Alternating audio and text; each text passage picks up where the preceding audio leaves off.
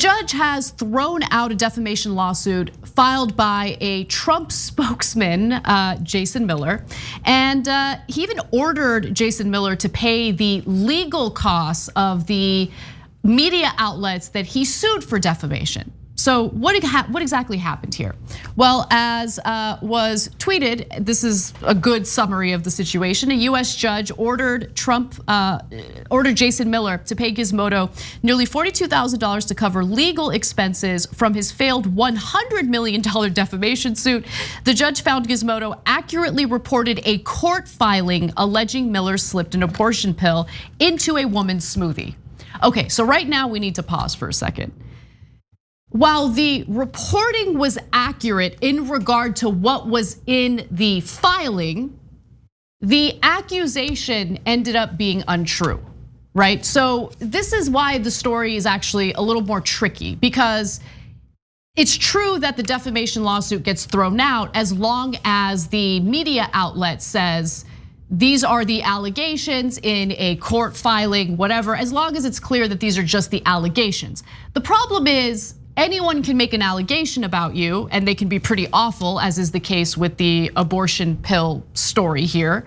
And if the media reports it and just calls it an accusation, many people are just gonna think that you're guilty of doing it. In fact, I believed that he was guilty of doing it until I came across this story, and I really had to dig to see if it was true, if there was any evidence or any proof that he had actually slipped an abortion pill in a woman's smoothie. It is not true.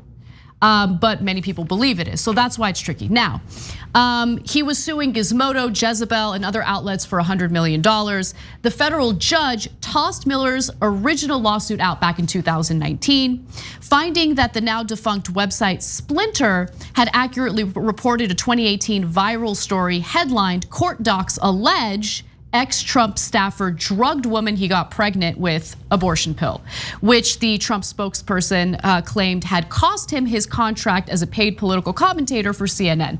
I don't really know why CNN hired him. I think that was a bad idea to begin with, but he did cite that in noting the damages caused as a result of the alleged defamatory reporting. Yeah. Okay, so everybody in this story is guilty. Jason Miller is a terrible guy. He is basically now the chief spokesperson for Donald Trump, and I can't stand him. But let's be clear, both he and the woman involved say that he did not do that, and she was never even pregnant. Now, I don't know if they're telling the truth, but we have no reason to believe that they're not. So you can't put that in the headline just because somebody put it in a court document. And by the way, the person who put it in the court document is AJ Delgado. I am biased in her favor. She's been on the show, and Miller treated her terribly, and they have a kid together now, and Miller is often reluctant to pay child support, etc. Right? So here we have the opposite of a bias. I would want Delgado to be right. I would want Miller to be wrong, but there's no evidence that Miller actually did that. Truth matters. You got to put aside your biases, your perspective, or your political leanings to actually care about the truth if you're in the news business. And what Gizmodo did, and the courts are saying technically it was not defamation because yes, they're quoting the court document. That is true. And so I think the court probably made the right decision. And I don't like suing these outlets. I think it's a form of intimidation. So that's why I say no one's really quite right here. But should Gizmodo have been more careful in that ridiculous headline that they put on there? Yes.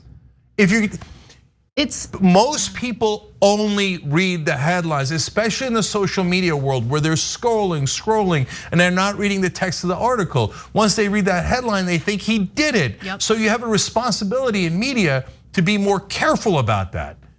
And so this was the opposite of careful.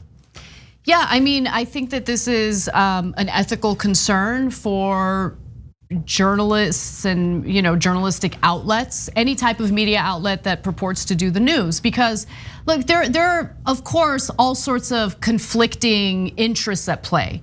And so why is it that they decided to put that in the headline? Well, because you read that in the headline, you're more likely to click on it. If you come across it in your Twitter feed or your Facebook feed, it's gonna grab your attention. But it's so difficult under this, honestly, profit-driven media model where competition is pretty fierce to abide by journalistic ethics, avoid potentially smearing people while also remaining profitable. I think that's really at the heart of the issue here. Yeah, and look, I know Gizmodo was being sued for a lot of money, and they're not going to apologize to Jason Miller, and they're going to retreat into their trenches, etc. But you won the case now. I actually think you owe the guy an apology. And you're not going to find too many people in this country who dislike Jason Miller more than I do. Same, me too. Right, but you've got to. The point of journalism is to be fair, and that just wasn't fair. And look, yes, I do have another interest here, which is that I've been smeared by the press.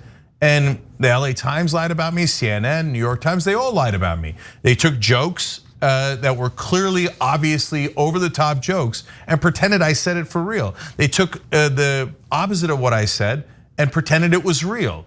And so you'd be shocked at how often this happens. Yeah. If the media thinks we want to get this guy, they will oftentimes do and say anything. And that is why a lot of the right wing have lost faith in the media. There's some truth to them saying that the media does skew things. And they do it both against the right wing because they're not centrist, and they also do it against progressives because we're not centrist. And then they say we don't have a bias.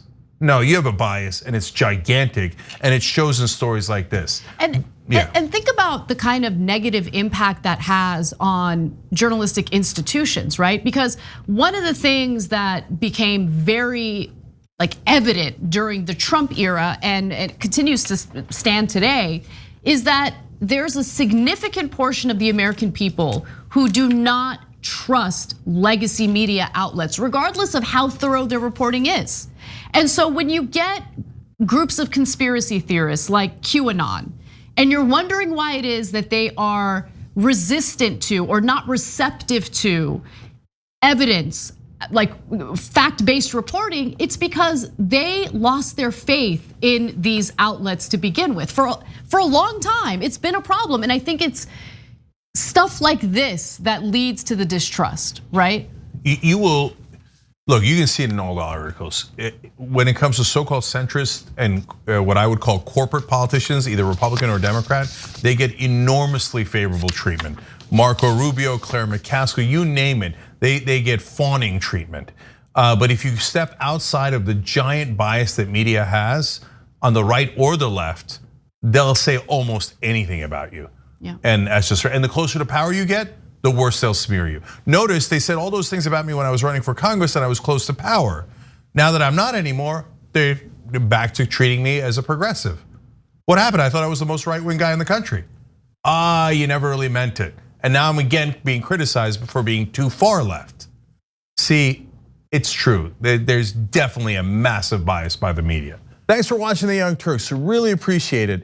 Another way to show support is through YouTube memberships. You'll get to interact with us more. There's live chat emojis, badges. You've got emojis of me, Anna, John, JR. So those are super fun. But you also get playback of our exclusive member-only shows and specials right after they air. So all of that, all you gotta do is click that join button right underneath the video. Thank you.